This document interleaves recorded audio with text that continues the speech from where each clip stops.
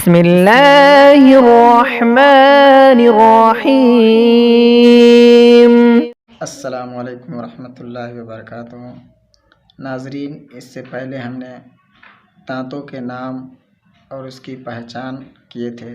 اب آئیے اس ویڈیو میں ہم 29 حروف جو ہم یاد کیے تھے ان کا مخارج سیکھتے ہیں کہ یہ حروف کہاں سے ادا ہوتے ہیں۔ ان سب کا ہم مخارج اس ویڈیو کے اندر سیکھتے ہیں۔ تو، دال، تا، ان تینوں کا مخرج زبان کی نوک اور سامنے کے اوپر کے دانتوں کی جڑ ہے۔ تا پتلی اور تو موٹی یعنی پر ہوتی ہے۔ ان تینوں کا مخرج ایک ہی ہے یعنی زبان کی نوک۔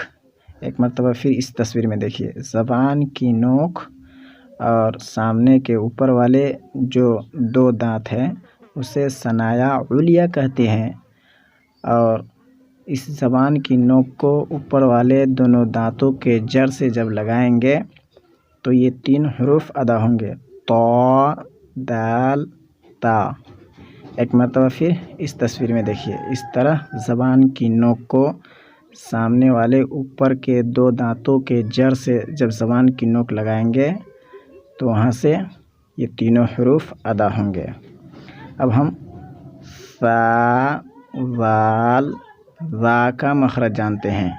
ان تینوں حروف کا مخرج ایک ہی ہے، مگر صفات کے فرق کی وجہ سے ہر ایک حرف کی آواز الگ الگ ہے۔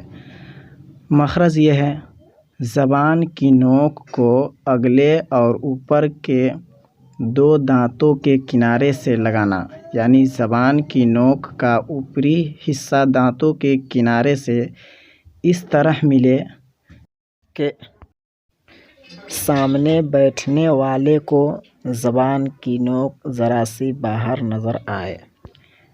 اس طرح اس تصویر میں دیکھیے، یہ زبان کی نوک جو باہر تھوڑی سی نظر آ رہی ہے، اس سے یہ تینوں حروف ادا ہوتے ہیں: ظا، ذال، ثا۔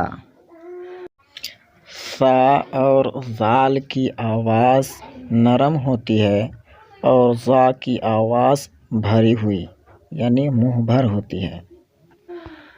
اب ہم جیم، شین، یا کا مخرج جانتے ہیں۔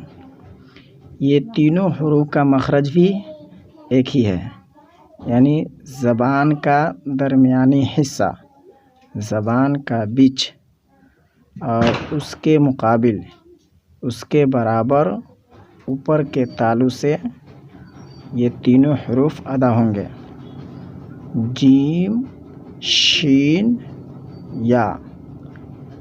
ایک مرتبہ پھر سے آپ اس تصویر میں غور سے دیکھیے، یہ زبان کا بیچ ہے اور یہ اوپر والے جو نشان لگا ہوا ہے وہ زبان اوپر کا سخت تالو ہے، وہاں سے یہ تین حروف ادا ہوں گے۔ اب ہم آئیے قاف کا مخرج جانتے ہیں۔ زبان کی جڑ، یہ ہے زبان کی جڑ، اور یہ ہے کوا۔ کوے کے متصل یعنی کوے کے نزدیک جو تالو کا نرم حصہ ہے اس سے قاف ادا ہوں گے۔ یہ ہے کوے کے متصل نرم تالو، دیکھیے یہاں اس تصویر میں وہاں سے قاف ادا ہوتا ہے۔ اور اب ہم کاف کا مخرج جانتے ہیں۔ قاف کے مخرج سے ذرا سا منہ کی طرف ہٹ کر کاف ادا ہوتا ہے، یعنی سخت تالو سے۔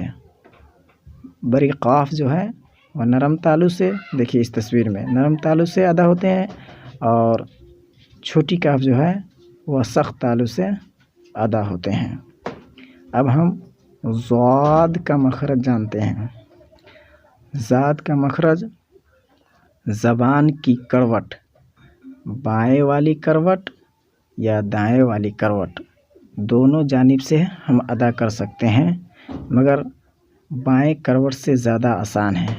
جب زبان کی کروٹ کو اوپر کے داڑھوں سے لگائیں گے، اوپر کے داڑھوں کی جڑ سے لگائیں گے تو وہاں سے ہم کو یہ ضاد ادا ہوگا۔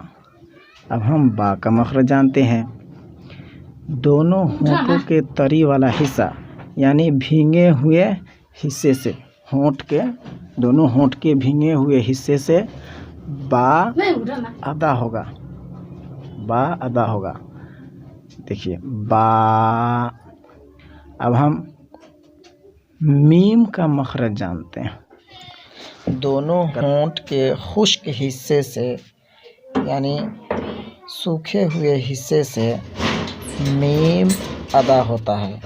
یہ جو نشان آپ کو دکھائی دے رہا ہے، نشان کے بیچ میں جو اوپر نیچے دونوں ہونٹ کے دائرہ جو دکھائی دے رہا ہے، یہ سوکھا ہوا حصہ ہے، اس سے میم ادا ہوتا ہے۔ اب ہم فا کا مخرج جانتے ہیں۔ ثنایا علیہ کے کنارہ اور نیچے والا ہونٹ کے تری والا حصہ سے فا ادا ہوتا ہے۔ یہ ہے تری والا حصہ اور ثنایا علیہ اوپر والے دانت کے کنارے سے فا ادا ہوتا ہے۔ اب ہم واو کا مخرج جانتے ہیں۔ ہونٹ کے گولائی، ہونٹ کو گول کرنے سے واو ادا ہوتا ہے۔ اب ہم صاد، زا، سین کا مخرج جانتے ہیں۔ زبان کی نوک اور سامنے والے اوپر کے دو دانت اور نیچے والے دو دانت، سامنے کے اوپر نیچے دونوں دانت کو، اور یہ ہے کنارہ ثنایا علیہ یعنی سامنے والے اوپر کے دو دانت کا کنارہ، اور یہ ہے ثنایا سفلی یعنی نیچے والے دو دانت کا کنارہ۔ ان دونوں کو آپس میں اس طرح ملائیں گے اور زبان کی نوک کو ان دونوں کے دانتوں کے ملانے کے بعد اندرونی حصے سے، اندرونی کنارے سے یعنی زبان کی نوک ثنایا علیہ اور ثنایا سفلی یعنی اوپر نیچے دونوں دانتوں کے اندرونی کنارے سے جب زبان کی نوک کو لگائیں گے تو وہاں سے صاد، زا، سین ادا ہوگا۔ اب ہم حمزہ اور ہا کا مخرج جانتے ہیں۔ ان دونوں کا مخرج حلق کا آخری حصہ ہے جو سینہ کی طرف ہے۔ حمزہ، ہا، یہ دونوں حلق کے آخری حصہ سے ادا ہوتے ہیں۔ عین، ہا، ان دونوں کے مخرج بھی ایک ہی جگہ ہے، یہ دونوں حلق کے درمیان والے حصہ سے نکلتے ہیں یعنی بیچ حلق سے۔ عین، ہا، جو آپ تصویر میں دیکھ رہے ہیں۔ اب ہم غین اور خا کا مخرج جانتے ہیں۔ ان کا مخرج ابتدائے حلق ہے یعنی منہ کی طرف والا حصہ، شروع حلق سے غین، خا ادا ہوتے ہیں جو آپ کو تصویر میں نظر آ رہا ہے۔